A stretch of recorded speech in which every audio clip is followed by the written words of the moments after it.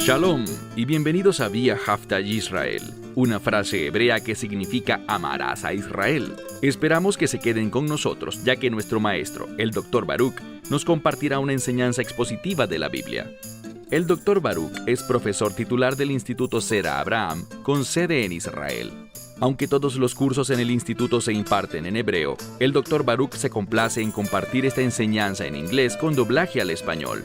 Para más información, visítenos en amarasaisrael.org o descargue nuestra aplicación móvil Mi Estudio Bíblico. Aquí está Baruch y la lección de hoy. Hemos llegado al capítulo final de la profecía de Isaías, el capítulo 66. En este capítulo se nos habla principalmente de un tema. Se trata de un cambio de reino. Todas las cosas que Dios hará para llevar a cabo ese cambio de reino que tú y yo deberíamos anhelar, por el cual deberíamos sentir pasión y por el cual deberíamos vivir. Al observar el capítulo 66 vemos algo. A veces hay palabras en el idioma original que resultan difíciles. Puede que a primera vista no veamos cómo es que esa palabra tiene sentido. Parece tener un significado diferente y extraño que, como dije, en un primer análisis no parecería correcto. Y lo que a menudo sucede es esto. Cuando miras una traducción, te lo ponen fácil. Quieren brindar entendimiento, no solo entregarte una serie de palabras, sino que, en cuestiones que el idioma original pueden no tener sentido, quieren ayudarte a entenderlas y darles un sentido.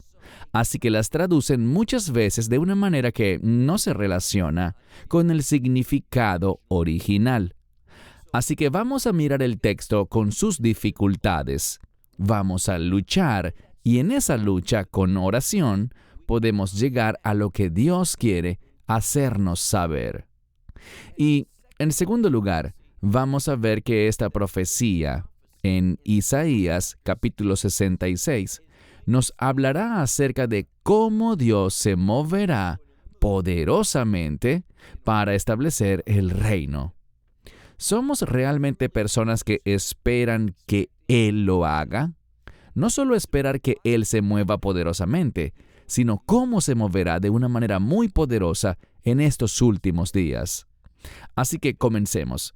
Isaías capítulo 66. Una última cosa antes de leer el primer verso. Mencioné que hay un énfasis en el cambio de reino específicamente. Y cuando Isaías habla sobre el reino, usa una frase que hemos visto antes, en la que habla sobre los nuevos cielos y la nueva tierra. Juan toma ese mismo término en el libro de Apocalipsis, pero cuando Juan usa el término nuevos cielos y nueva tierra, está hablando de la nueva Jerusalén, el estado final del reino de Dios. Sabemos que antes de la nueva Jerusalén está el reino milenial.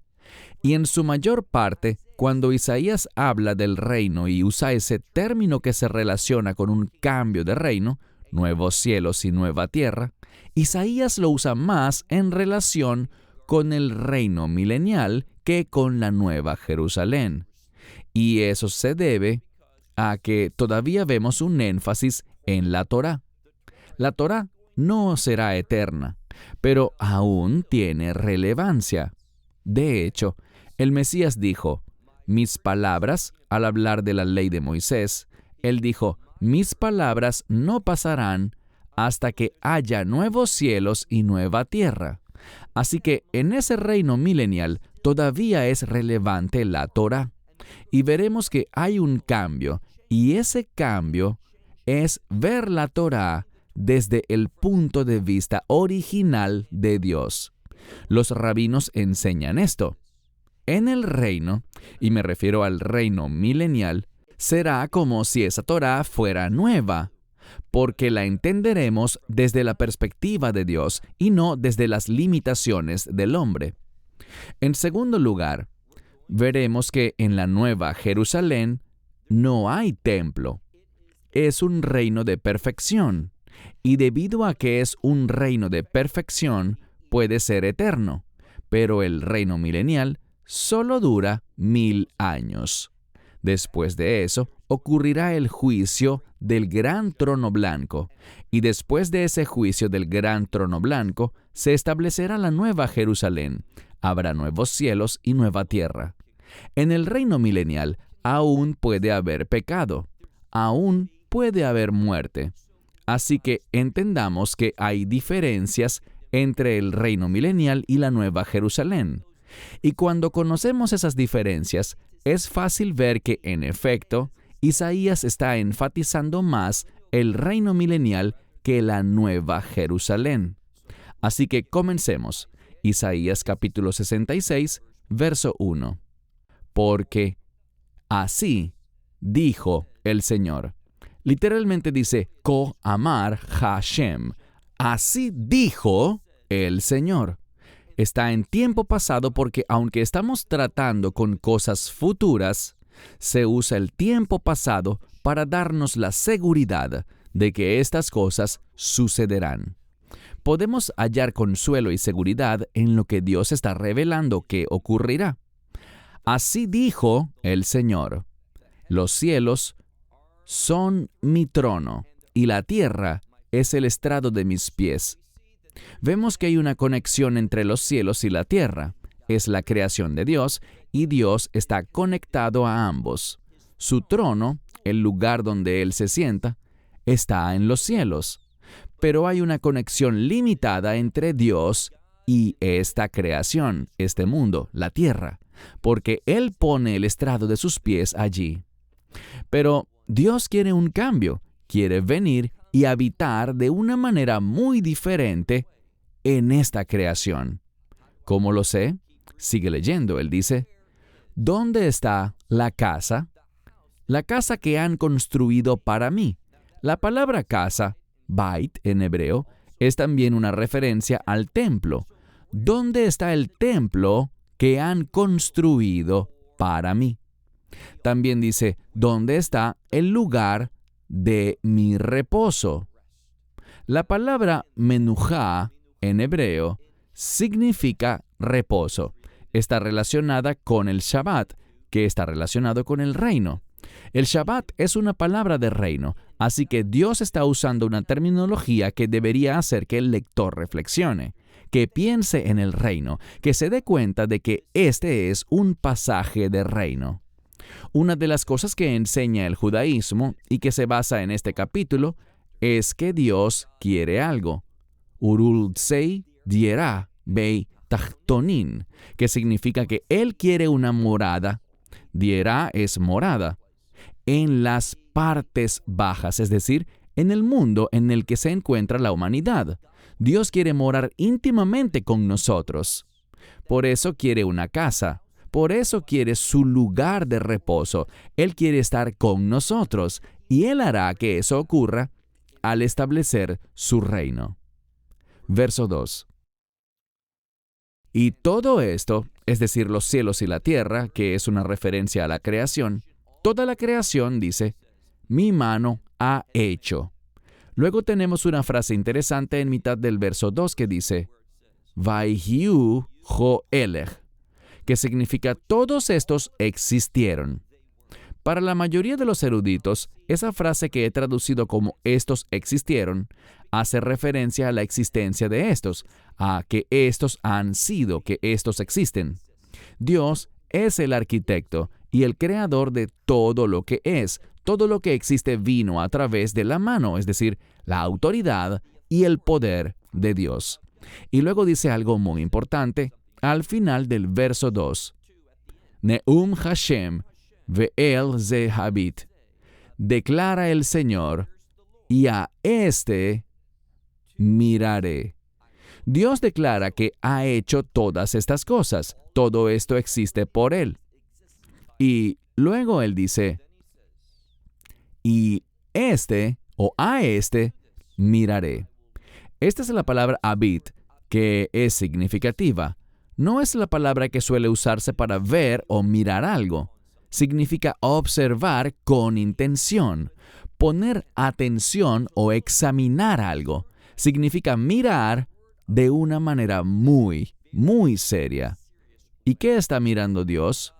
Dice, al que está afligido o pobre, y dice, al que tiene neje ruach, que significa un espíritu contrito. La palabra neje literalmente significa discapacidad hoy en día. Alguien que está discapacitado. Su espíritu, y esto quizás se refiere al espíritu del hombre que está discapacitado, es decir, no está en paz, no está cómodo, no está funcionando. ¿Por qué? Fuimos hechos y creados para vivir con Dios, para estar en su reino. Por eso nos puso en el jardín del Edén. Pero ahora no estamos allí, estamos en un mundo manchado de pecado, y por tanto, uno no está en paz. El alma está incómoda, en otras palabras. Pero Él le habla al que está afligido, que tiene el espíritu contrito, discapacitado o quebrantado, que no está en paz en este mundo. Y le dice, y aquel que tiembla ante mi palabra. Esto marca un cambio significativo. Dios está diciendo, te estoy hablando a ti. Este pasaje se trata de alguien que toma la palabra de Dios en serio, que la respeta. Esas palabras provocan un cambio en esa persona, que al oír la revelación de la palabra de Dios, tiembla, es decir, le da prioridad, le da importancia. Ahora veamos el verso 3. Mencioné que esto se trata de un cambio, y hay un cambio que viene. Todos conocemos el verso que dice, no quiero sacrificios, sino obediencia. Y veremos que hay un cambio donde, mira el verso 3, un verso muy importante. Shohet hashor. Shohet significa sacrificar. Se refiere a un sacrificio ritual en el templo, sobre el altar. No es asesinar, no es simplemente matar, sino sacrificar un animal en el contexto de una ofrenda o un sacrificio. El que sacrifica o mata a un buey, y por cierto, el buey era el animal más preciado que se podía ofrecer. Ese será visto, ese que ofrece este gran sacrificio en esta nueva condición, será visto como alguien que le da un golpe mortal a un hombre. Esa es la palabra makeh, matar a un hombre. Significa herirlo de tal manera que éste morirá. Y el que sacrifica, esta es una palabra diferente, no es shohet, sino la palabra zoveach, que tiene que ver con una ofrenda en el templo. El que sacrifica una oveja, y era un acto normal sacrificar ovejas, pero ese será visto como, ese es como alguien, y la implicación es que da un golpe mortal en la nuca de un perro. Es decir, como que golpea y mata rompiéndole el cuello al perro. Respecto a los perros, hay dos conceptos relacionados a ellos en las Escrituras. Está el perro que se ve como un animal que merodea entre la basura, que viaja en manadas y que es amenazante, impuro y que debe evitarse, es decir, queremos evitarlos. En segundo lugar está el perro como lo vemos nosotros, que vive entre nosotros, que es casi parte de la familia y al cual amamos. Y de eso se está hablando, de alguien que toma a ese perro domesticado, que es parte de la familia, y le rompe el cuello. Luego dice, sigue leyendo, Maale minja, el que ofrece. Esta es una palabra genérica para traer algo, traer una ofrenda vegetal. El que trae ofrenda vegetal será visto como si ofreciera sangre de un cerdo, sangre de puerco. Y esta palabra significa hacer mención. Se refiere al incienso. Leboná es una ofrenda de incienso que es quemado, pero eso se hacía mientras se decían oraciones, y por eso tenemos el término hacer mención, que se relaciona con las oraciones que se elevan a Dios con incienso. y otros lo toman y lo traducen mal diciendo quema de incienso. Claro que el incienso se quema, pero se está haciendo énfasis en alguien que está orando, haciendo mención de sus súplicas y oraciones con la ofrenda de incienso. Estos serán vistos como alguien que bendice, y algunas traducciones dicen que bendice a un ídolo, pero es la palabra aven. Si investigas un poco, verás que no se refiere a un ídolo, sino a la maldad. Entonces es alguien que ofrece incienso, y sabemos que el incienso se relaciona con las oraciones de los santos. Lee Apocalipsis. Los que hacen oraciones, los santos que están orando, serán vistos como personas que bendicen la maldad. Todo esto habla sobre un cambio importante que está ocurriendo. Y dice el por qué. Todas estas cosas se deben a que también ellos han elegido sus caminos. ¿Qué le puede agradar a Dios de los que eligen su propio camino, que hacen las cosas como ellos prefieren? Bueno, noten la siguiente frase. Él habla aquí de alguien que está en abominación, es decir, sus abominaciones. Dios verá esto porque se avecina un cambio. Veremos que la obediencia es lo que Dios va a resaltar, recompensar y bendecir, no el sacrificio ni la ofrenda. Hay una mentalidad diferente. Será también porque estos han elegido sus caminos y en sus abominaciones, dice aquí, sus almas se han deleitado. Sus almas se han deleitado en sus caminos y en sus abominaciones, en lo que Dios ve como algo injusto, impuro, algo que es repulsivo para Él. Mira el versículo 4. Dice, también yo elegiré con sus... La próxima palabra significa algo como misterio, pero aquí significa delirios o engaños. Dios les dirá, han sido engañados, están caminando de manera engañosa, y el engaño trae consigo algo.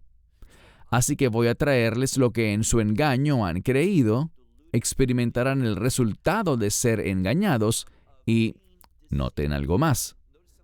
Dice, sus miedos, eso que han temido, es decir, lo que no han deseado, lo traeré sobre ellos.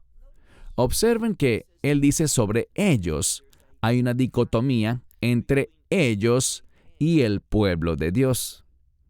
En este pasaje, como hemos visto a lo largo de la profecía en general, incluido Isaías, hay un énfasis en el remanente que Dios redimirá, que tomará para sí mismo y que será su pueblo, y Él será su Dios, pero no es así con estos.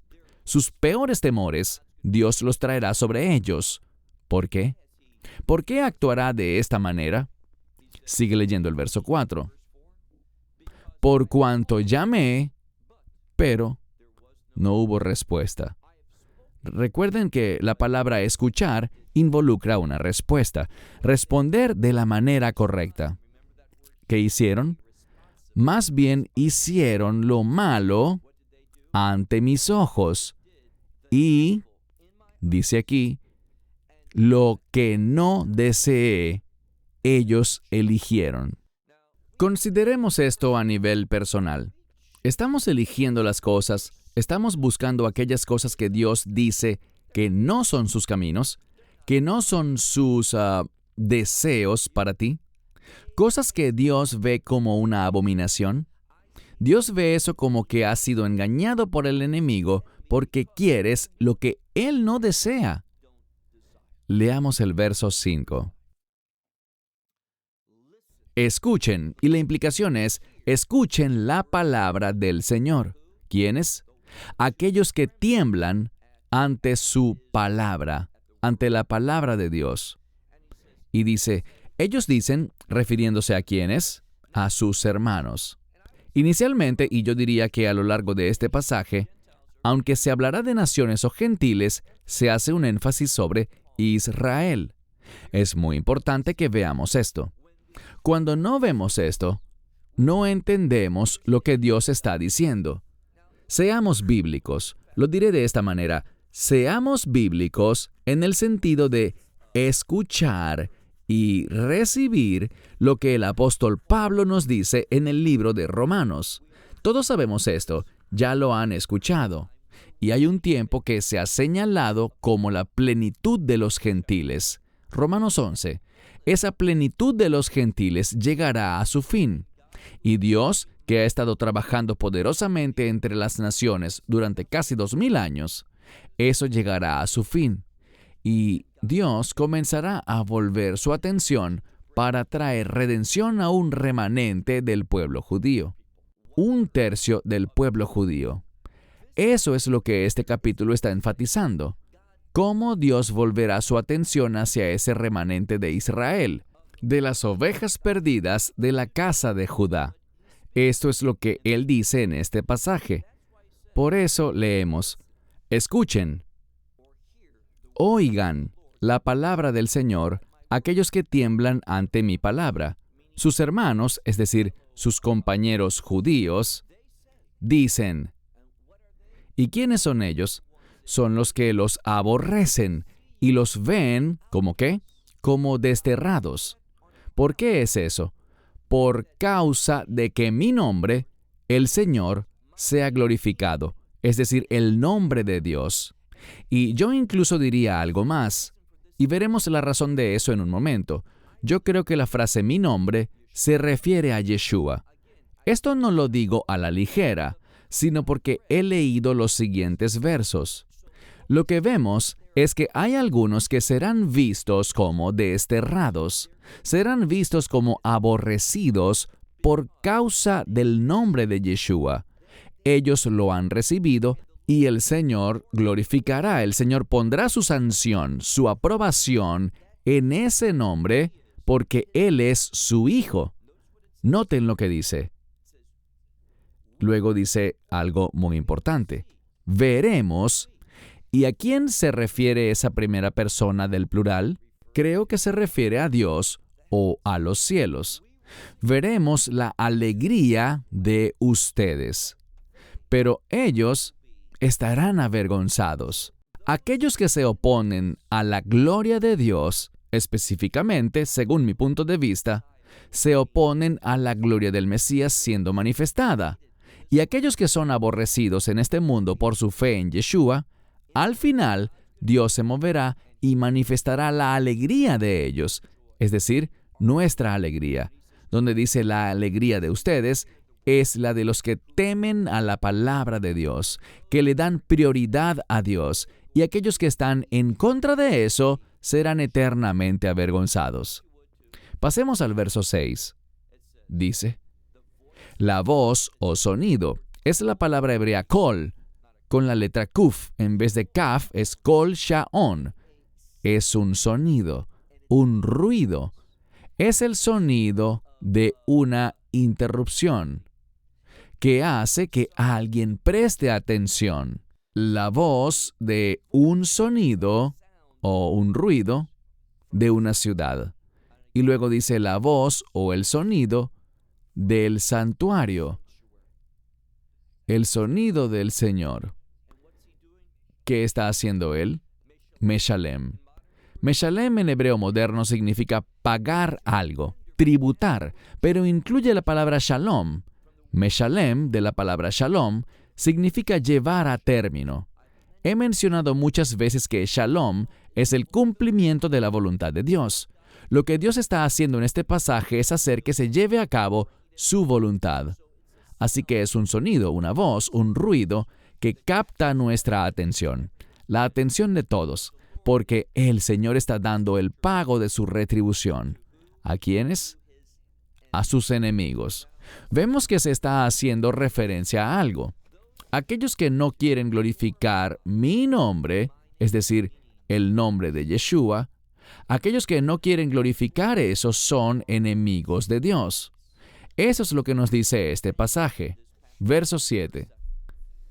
En el verso 7 se está hablando de un cambio, un nuevo nacimiento, un nacimiento que es sobrenatural. no se pierdan lo que Dios está diciendo aquí, las imágenes que nos está dando. Verso 7.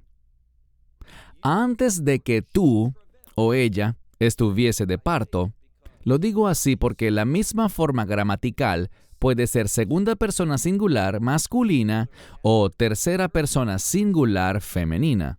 En este caso, creo que es femenina. Así que sería, antes de que ella estuviese de parto, y luego tenemos la confirmación.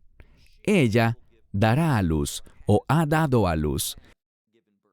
Y antes de que le sobrevenga su dolor, dice, ella dará a luz a un varón.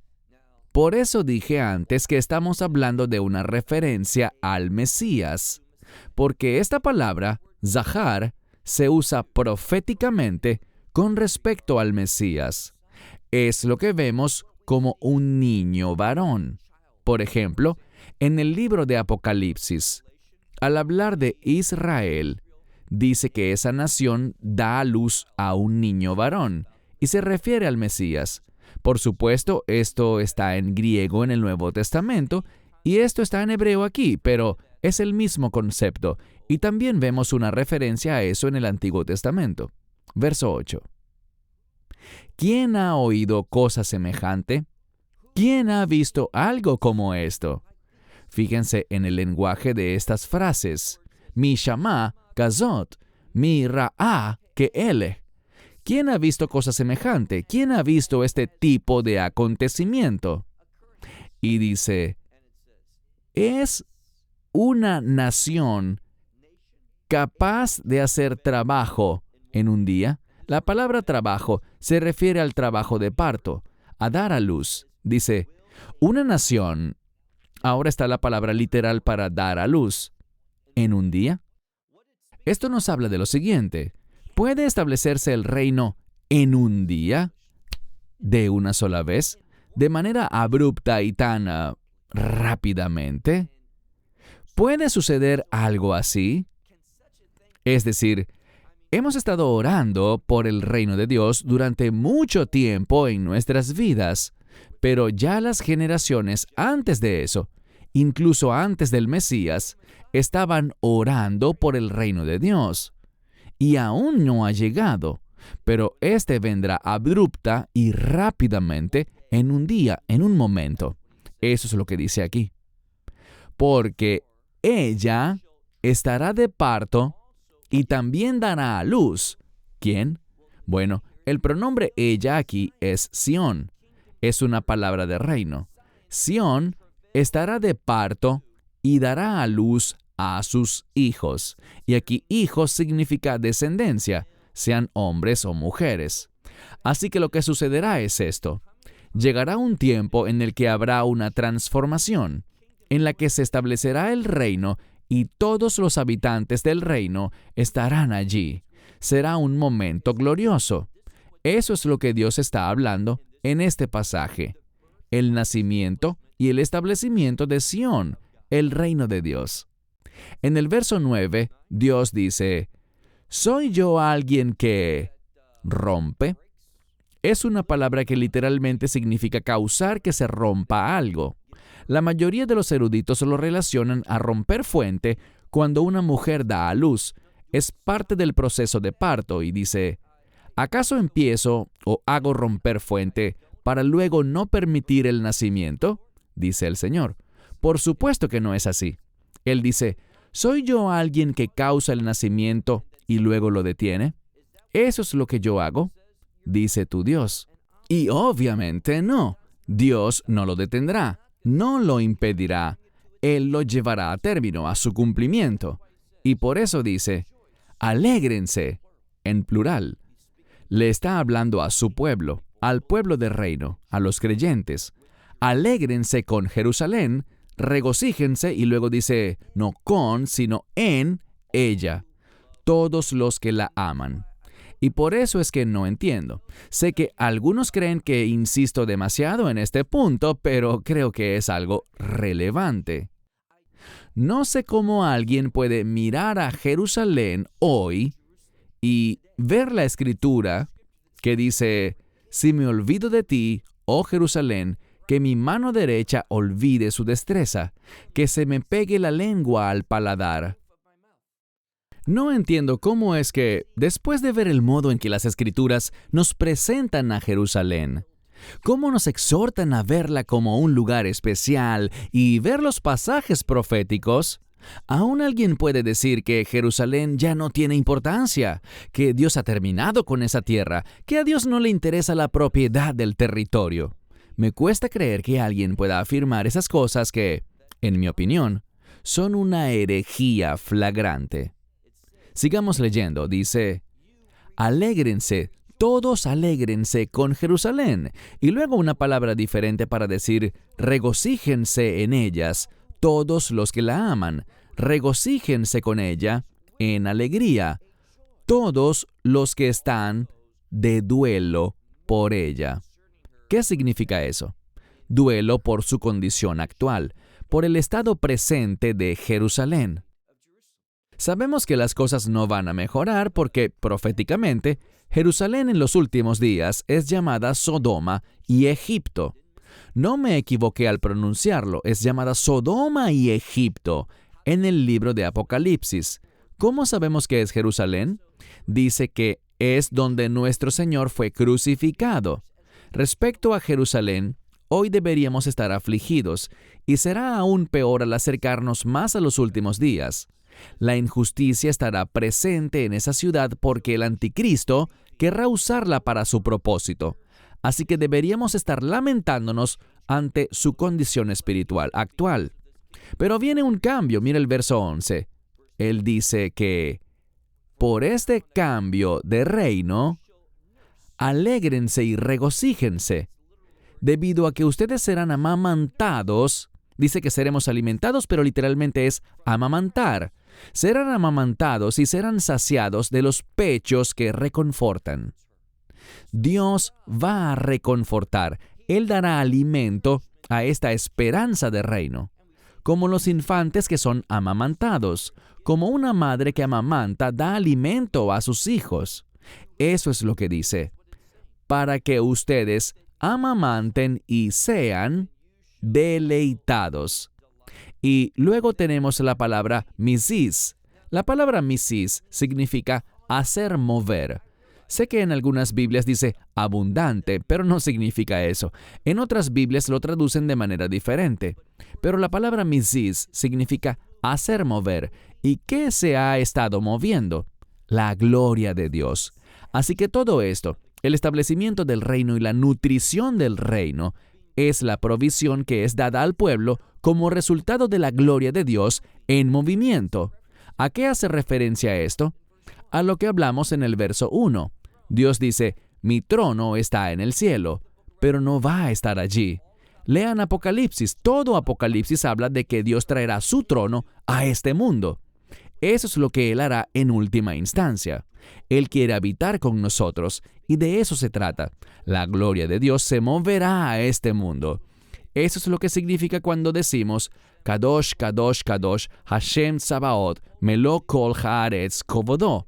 Santo, santo, santo es el Señor, Dios de los ejércitos. Su gloria llena el mundo. Su gloria llena el mundo. Verso 12. Porque así ha dicho el Señor.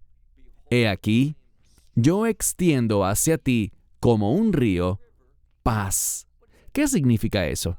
Dios está extendiendo hacia nosotros, está cumpliendo sus promesas, sus propósitos. Está presentando el cumplimiento de su voluntad. Eso es paz, y será como un río. Luego dice, como un río en esa estación, en el momento adecuado. Este fluye. ¿Y qué estará allí? La gloria de los gentiles, es decir, que habrá un cambio entre las naciones. Vemos esto muchas veces proféticamente, y es esa plenitud de los gentiles, hablamos de eso, ellos los nutrirán, literalmente, ellos los amamantarán, serán alimentados, y en el costado, eso es lo que dice literalmente, no en plural sino en singular, en el costado A menudo cuando una mujer amamanta a un niño, se acuesta de lado. Dice, en el costado serán alimentados, pero serán levantados, y sobre las rodillas se divertirán, serán mimados. Es un término de deleite, de alegría, de felicidad, gozo. Esto es lo que Dios hará. Verso 13. Como un hombre a quien su madre consuela, así yo los consolaré. En Jerusalén serán consolados. Esta palabra que se repite varias veces, consolar, es la misma palabra de la que obtenemos el término Capernaum en el Nuevo Testamento. Capernaum es la villa del consuelo, y esta palabra está muy relacionada con el Mesías y con su obra. Así que todo esto me está diciendo que este pasaje del reino tiene matices mesiánicos de una manera muy poderosa. Verso 14. Ustedes verán, y su corazón se regocijará, y sus huesos, es decir, la esencia misma de ustedes, como un campo verde, brotará. La esencia misma de ustedes brotará como un campo verde y exuberante. Y dice, la mano del Señor será conocida con mis siervos. No para mis siervos, sino con mis siervos. Es decir, el poder de Dios estará en nosotros. Pero, noten lo que dice, Vezaam et oivav, que significa ira con sus enemigos. Existe esta dicotomía, este cambio. Verso 15. He aquí, o literalmente ki hine, porque he aquí, quiero decirlo bien, porque he aquí el Señor con fuego vendrá. Está hablando de su juicio, su ira. Sus carros como una tormenta. Esto significa tempestad, como un tornado o huracán. Sus carros como un huracán. ¿Y qué hará? Bueno, eso va a traer de vuelta, a causar algo. Es una respuesta, la ashiv. Es una forma de decir, para dar respuesta. Esta es la respuesta de Dios. Él le responderá al mundo con su ira, su enojo y su reprensión con llamas de fuego, porque con fuego el Señor será juzgado. Si en tu Biblia dice, con fuego el Señor juzgará, aunque sí juzgará con fuego, eso no es lo que está diciendo. Ya eso se dijo en el verso anterior. Esto es diferente, está en voz pasiva, es decir, que vamos a conocer al Señor, su juicio. Él se va a manifestar, Él dará testimonio de su identidad a través de cómo Él juzga. Así que aquí dice, con fuego el Señor será juzgado, lo que no significa que Él recibirá ese fuego, sino que a través del fuego del Señor, Él será entendido, lo que significa que habrá una revelación. Un caso va al tribunal y el juez dicta un veredicto.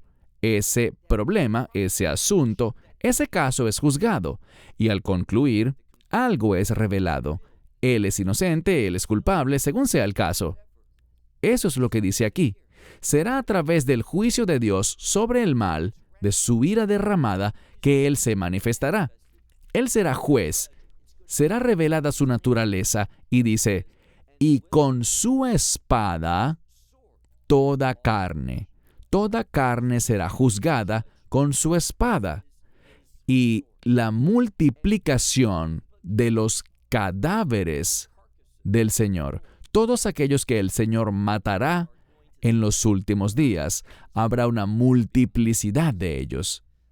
El verso 16 dice esto, o más bien, los primeros 16 versos dicen esto, pero mira el verso 17. ¿Qué harán ellos? Bueno, ellos responderán no según su palabra, sino según sus pensamientos, sus caminos. Noten lo que dice. Habrá aquellos que se santifican a sí mismos, y la implicación es el intento de purificarse, yendo a los huertos. Esto no es lo que Dios nos llama a hacer. Es el Mesías quien nos santifica y nos purifica. Y ellos harán esto uno tras otro. ¿Y qué harán en medio de esos huertos cuando dicen que se están santificando? Observen la rebeldía. Estos son los que comen la carne de cerdo y las cosas abominables, y el ratón juntamente. ¿Y luego qué dice? Yasufu, ellos llegarán a su fin, declara el Señor. Declara el Señor indica una promesa. Este intento falso, este camino desobediente y rebelde para intentar estar bien con Dios, lo hacen según sus pensamientos, y por eso Dios dice en el verso 18, yo conozco sus obras y sus pensamientos, y debido a eso, Él viene. Es interesante que la palabra viene está en femenino porque vemos que con la venida del Señor para el juicio, también vendrá la redención para su pueblo. Tenemos que prestar atención a los cambios gramaticales, cambios de género en el texto. A menudo, cuando se hace referencia a Dios en femenino, eso trae un contexto redentor. Y esto es lo que vemos aquí. Mira de nuevo el verso 18. Él dice yo, y la implicación es yo conozco sus obras y sus pensamientos. Y él dice, el Señor viene a reunir a todas las naciones y a todas las lenguas. Y ellos vendrán y ellos verán mi gloria. Esa gloria es una gloria de juicio. Recuerden el contexto: adoración inapropiada, abominación, comer carne de cerdo, todas esas cosas. Ahora, déjame hacerte una pregunta. No hay duda de que esto está en un contexto de los últimos días, ¿verdad? Estamos hablando de los últimos días, de Dios estableciendo su reino. Y dentro de ese contexto, Dios habla en contra de aquellos que comen cerdo. Dios es consistente. No podemos decir, Dios nos ha dado libertad. Nunca tenemos la libertad para pecar. Seamos obedientes. Miremos la palabra de Dios. No es difícil entender esto. No es por accidente que Dios dice esto, porque muestra que no temieron su palabra. No temblaron ante su palabra. Necesitamos hacer eso. Necesitamos tomar en serio la palabra de Dios. Así que si piensas que puedes simplemente comer de todo, que Dios ha limpiado todo tipo de carne, la Escritura no dice eso. Eso es una mala traducción. Y hemos dictado enseñanzas sobre esos pasajes, por ejemplo, de Marcos y Mateo, que muestran por qué son malas traducciones. Estas no hablan no de la palabra de Dios, sino de los deseos pecaminosos de las personas. Verso 18. Yo, sus obras y sus pensamientos, y por eso es que Él viene, a reunir a toda nación y lengua. Vendrán y verán mi gloria. Ellos vendrán y verán mi gloria. Es una gloria que se manifiesta, como vimos antes, en su ira. Y pondré entre ellos, noten esto, y pondré entre ellos una señal milagrosa, que enviaré de ellos, o que enviaré a los que salen de ellos. Noten la gracia de Dios. La palabra en mi opinión, y otros están de acuerdo, es una señal mesiánica. Es esa última oportunidad. Habrá un remanente. Sí, sé que ha terminado la plenitud de los gentiles. Dios está volviendo su atención a Israel, pero cuando Israel haga las cosas bien con Dios, habrá una bendición. Y en los últimos días habrá una revelación del Mesías que ese remanente de Israel verá y creerá, pero también habrá una porción de las naciones. Pero todo eso pasa con la ira de Dios. El Mesías es quien derrama la ira de Dios. Es su ira, como dice el libro de Apocalipsis, la ira del Cordero. Y, sin embargo, habrá refugiados entre las naciones. Luego dice, en Tarsis, Fut, Lud, los que disparan arco en Tubal y Javán. Javán puede ser Grecia o quizás Europa. Islas lejanas que no oyeron hablar de mí, mi testimonio, ellos no vieron mi gloria. ¿Qué hará Dios? Él hará esa revelación final. Dice aquí, y ellos contarán, todas estas cosas contarán acerca de mi gloria entre las naciones. Ahora, está enfatizando a estos refugiados, a estos que son enviados de entre esos lugares. Ellos hablarán de mi gloria entre las naciones, estas personas o estos eventos que la manifiestan. ¿Y qué hará Dios? Verso 20. Literalmente dice, y ellos traerán a todos sus hermanos. Ahora está volviendo a dirigirse a Israel. Él dice que todo esto será visto en estos lugares entre las naciones, esa señal y todo eso. Pero lo que se enfatiza aquí es el efecto que eso tendrá. ¿En quiénes? Eso está sucediendo entre las naciones. ¿Puede alguien responder a eso? Dios mediante, espero que sí. Pero el énfasis del texto no está en las naciones.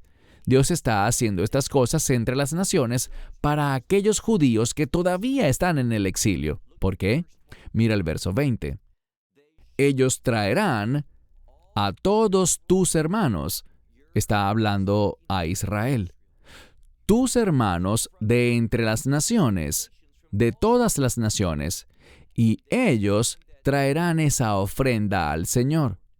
Ellos responderán con una ofrenda y vendrán en caballos y carros. Y la siguiente palabra puede significar algo parecido a tortugas, que vendrán en cargamentos, en mulas, en camellos. ¿Y a dónde vendrán? Habrá un regreso. Serán llevados de vuelta a mi monte santo, Jerusalén.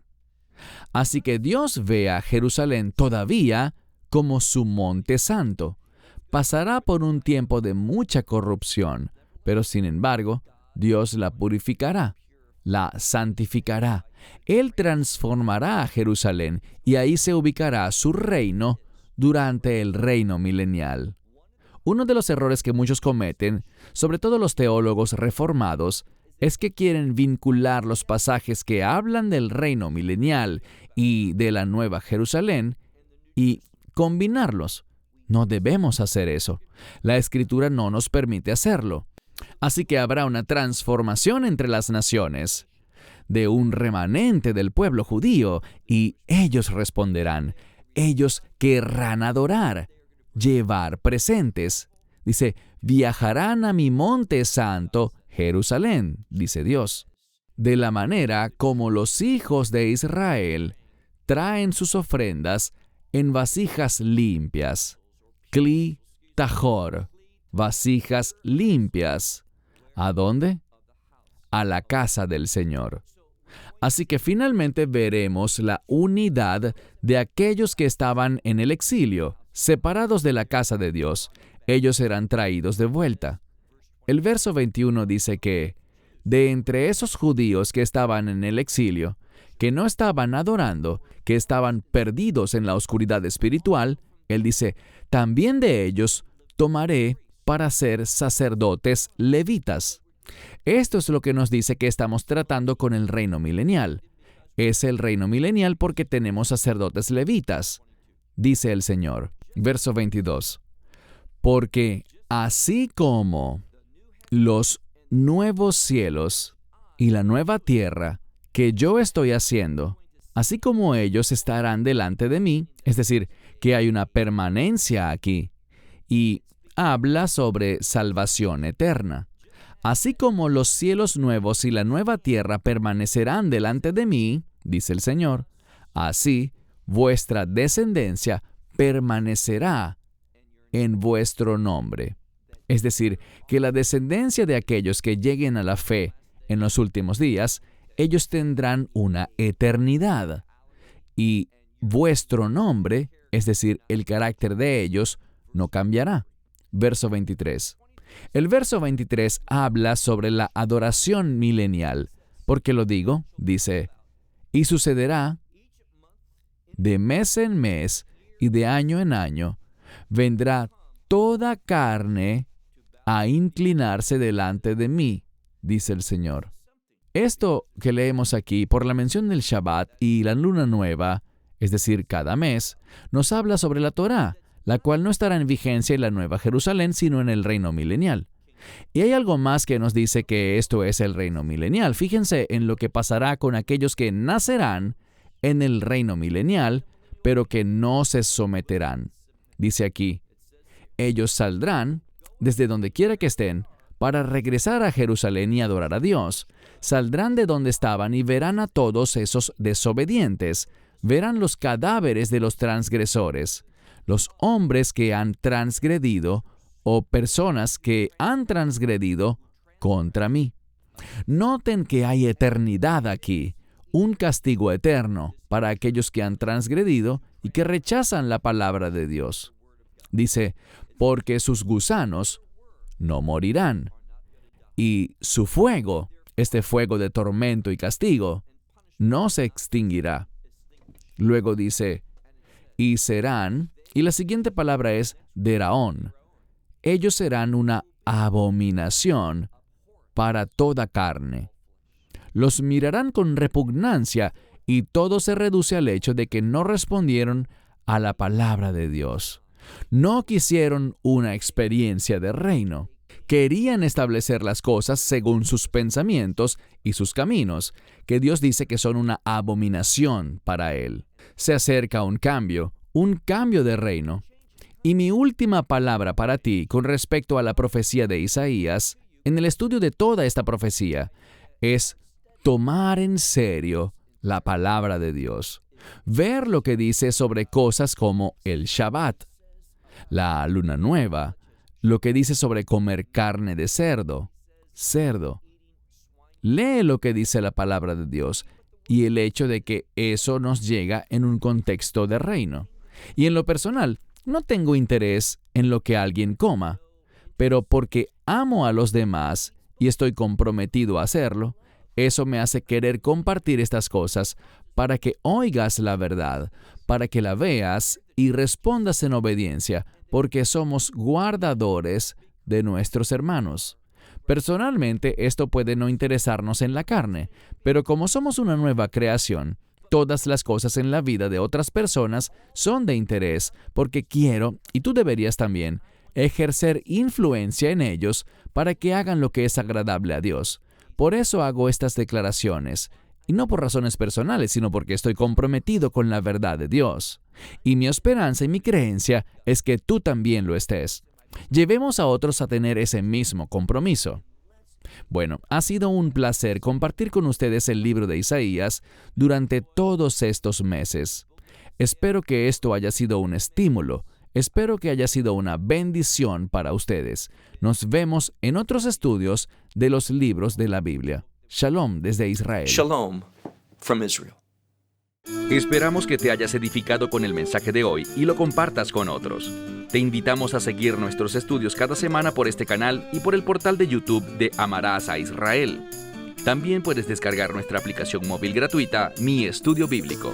Finalmente, para obtener más información sobre nosotros, visita nuestra web amarasaisrael.org, donde encontrarás otras conferencias de Baruch en audio, video y texto. Hasta el próximo programa. Que el Señor te bendiga en Yeshua HaMashiach, Jesús el Mesías, mientras caminas con Él. Shalom desde Israel.